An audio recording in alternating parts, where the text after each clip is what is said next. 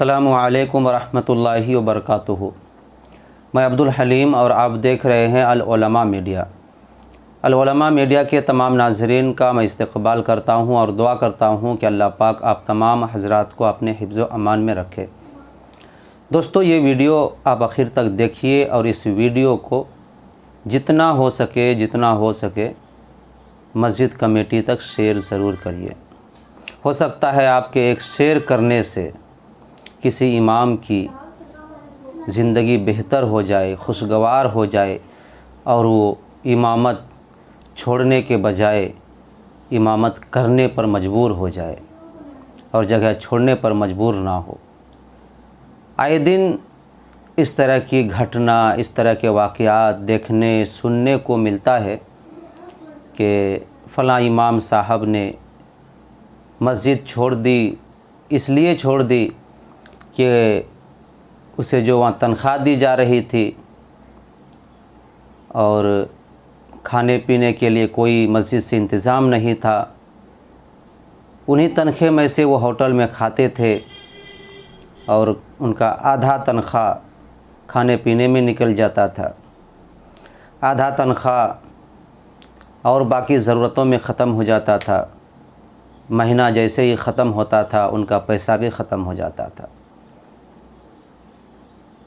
वो ये सोचकर आगे बढ़ रहे थे कि साल 6 महीने के बाद तनख्वाह बढ़ेगी, आमदनी बढ़ेगी, फिर अपनी ज़िंदगी खुशगवार बन जाएगी। लेकिन तनख्वाह बढ़ने के बजाय महंगाई बढ़ गई। जैसा कि आप सबको पता है, जब से ईरान और अमेरिका के दरमियान जंग शुरू हुआ है उस वक्त से लेकर आज तक महंगाइयाँ और बढ़ गई है। आप अपने इलाके में देखिए, महंगाई का काफ़ी असर हुआ है। लेकिन ये महंगाई सबके लिए बड़ा है, ऐसा नहीं कि सिर्फ इमामों के लिए, उलमा के लिए, हुफ़ाज़ के लिए, सबके लिए बड़ा है। अगर एक दुकान पर चाय 10 रुपये में पहले मिल रही थी और अभी 15 रुपये में चाय है, 12 रुपये में चाय है, तो ये कीमत सबके लिए है। लेकिन महंगाई का असर सिर्फ इमामों को ज़्यादा मालूम होता है। महंगाई का असर सिर्फ उलमा हुफ़ाज़ को ज़्यादा मालूम होता है। इसके पीछे की रीज़न मैं बताऊंगा कि हमें ही महंगाई क्यों लगता है, हमें ही महंगा क्यों मालूम होता है।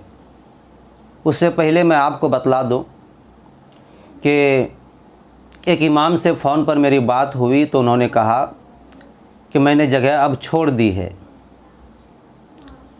तो मैंने पूछा, भाई आप जगह क्यों छोड़ दिए, हालांकि आपकी मस्जिद अच्छी थी और तनख्वाह भी आपको मुनासिब तनख्वाह दे रहे थे मस्जिद वाले। तो उन्होंने कहा कि देखिए, छोड़ने की जो वजह है वो ये है कि पहले मुझे मस्जिद से गैस सिलेंडर दे रहे थे, लेकिन जब से गैस सिलेंडर का डिमांड बढ़ा तो उन्होंने कहा मस्जिद वालों ने, हजरत अपने पैसों से ही आप गैस सिलेंडर भर लें। तो खैर मैंने सोचा 1 महीना भर लेते हैं, बाद में कई जगह मिलेगी तो मैं ढूंढ कर चला जाऊंगा। उसके बाद जब बाहर के सामान लाने के लिए मैं बाहर जाने लगा, सब सब्ज़ियाँ, तरकारियाँ या और सामान, तो उनके अंदर भी काफ़ी महंगाई बढ़ चुकी थी। जो सब्ज़ी पहले 20 रुपये 30 रुपये किलो मिलता था, अब वो 25 रुपये 30 रुपये में मिल रहा है।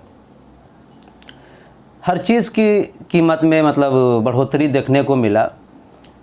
तो मैं अंदर ही अंदर बहुत परेशान हुआ कि जो तनख्वाह है, तनख्वाह में तो कोई बढ़ोतरी नहीं हुई है, लेकिन इन्हीं तनख्वाह में से अब मेरा गैस का भी पैसा चला गया और जो सामान हम ला रहे हैं वो पैसे भी ज़्यादा वहाँ जा रहा है। अब हम क्या करें? अगर यही सिलसिला रहा तो मेरा पूरा तनख्वाह खाने में ही निकल जाएगा, क्योंकि आम तौर से अगर आप अकेले हैं और खाना बना कर खाते हैं तो गैस से नमक तक बीच में जितने भी सामान है, एक दिन का ख़र्चा दोस्तों 200 ज़रूर पड़ेगा। अब बताइए 10,000 आपकी तनख्वाह है और 200 एक दिन में आप खा रहे हैं बना करके, तो 6,000 तो आपका ऐसे ही निकल गया। बाकी मोबाइल का ख़र्चा है, तेल साबुन है, बीच में बीमारी है, 2,000-3,000 तो ऐसे ही निकल जाएगा। फिर आपके पास क्या बचेगा? आप घर क्या देंगे? आपके उम्मीद पर आपके बूढ़े माँ बाप घर में बैठे हैं, आपकी अम्मी की तबीयत ख़राब है, उनके दवाई का पैसा भेजना है, घर की ज़रूरत के लिए पैसे को भेजना है, अब कहाँ से आप लाएंगे? तो हजरत ने कहा कि मैंने कमेटी से इस ताल्लुक़ से बात की कि जो आप तनख्वाह दे रहे हैं वही तनख्वाह मुझे दीजिए, लेकिन ये जो बीच में आप गैस मेरे ज़िम्मेदारी में दे दी कि आपको ही भरना पड़ेगा, इसको आप ख़त्म कीजिए, तो इंशाल्लाह हम गुजारा किसी तरह से कर लेंगे। क्योंकि बाहर सामान भी बहुत महंगा मिल रहा है पहले के मुकाबले में, और मुझे बहुत तकलीफ़ हो रही है। हजरत ने गांव वालों से, कमेटी वालों से बात की, तो हजरत ने कहा कि देखो भाई, जब मैंने इस ताल्लुक़ से बातें की तो वो लोग मेरे साथ बदतमीज़ी करने लगे कि हजरत सिर्फ़ आपके लिए महंगाई बढ़ा है, हमारे लिए भी तो महंगाई बढ़ी है। जब आप देखें बोलते हैं महंगा महंगा, हम लोग भी तो वही कीमत में ला रहे हैं, आप सब्र करिए। आप इमाम हैं, आलिम दीन है, मस्जिद की खिदमत आप कर रहे हैं और बारहा आपकी ज़ुबान पर महंगाई महंगाई, ऐसा लगता है कि आप नमाज में भी यही सब सोचते होंगे और नमाज सही तरह से आप नहीं पढ़ाते होंगे। तो खैर ये सब बातें मतलब उनके बीच में हुई, तो इन्होंने कहा हजरत ने कि भाई बस उस दिन से मेरा दिल उस मस्जिद से उठ गया और मैंने सोचा कि कोई मुनासिब जगह देखकर चला जाऊंगा, लेकिन मुनासिब जगह नहीं मिली तो अब मैं घर पे ही हूँ, घर ही आ गया हूँ। तो दोस्तों कहने का मकसद ये है कि महंगाई सिर्फ़ इमाम को ही क्यों पड़ता है, महंगा इमाम को ही क्यों मालूम होता है, ये बात को लेकर के अक्सर अइम्मा और कमेटी के बीच में बहसबाजी चलती रहती है। ये चीज़ आम है। इसकी बुनियादी वजह मैं अब आपको बता रहा हूँ। इसकी बुनियादी वजह ये है, इसको एक मिसाल से आप समझिए। एक चाय की दुकान है, एक बंदा चाय की दुकान रखा हुआ है, एक बंदा सब्ज़ी की दुकान रखा हुआ है। चाय की दुकान वाला 10 रुपये के बजाय 15 रुपये चाय की कीमत कर दी। सब्ज़ी दुकान वाला 30 रुपये किलो के बजाय 40 रुपये किलो कर दी। कौन क्या पूछता है? सब्ज़ी की सबको ज़रूरत है, चाय सबको पीना है। अब सब्ज़ी दुकान वाला चाय की दुकान पे जाएगा, पहले 10 रुपये में चाय पीता था, अब 15 रुपये में पी रहा है। वो खुशी खुशी 5 रुपये दे के चले आते हैं, यानी 5 रुपया इनका चाय की दुकान पे एक्स्ट्रा लगा, यहाँ इसका नुकसान हुआ। लेकिन फिर भी सब्ज़ी के दुकान वालों को कोई परेशानी नहीं है, ज़ुबान पर कोई शिकवा शिकायत नहीं है कि महंगा हो गया, महंगा हो गया, महंगाई है, महंगाई है। अब चाय दुकान वाला सब्ज़ी दुकान पे आता है, पहले 20 रुपये किलो लेता था आलू, 20 रुपये किलो लेता था टमाटर, 20 रुपये किलो लेता था प्याज, अब 40 रुपये में ले रहा है, 35 रुपये में ले रहा है, 30 रुपये में ले रहा है। महंगाई यहाँ भी है, वो भी ज़्यादा कीमत दे कर के ले रहा है, क्योंकि सब्ज़ी की सबको ज़रूरत है। लेकिन चाय बेचने वालों को भी कोई शिकायत नहीं, ज़ुबान पर कोई गिला नहीं कि महंगा हो गया, महंगाई बढ़ गई।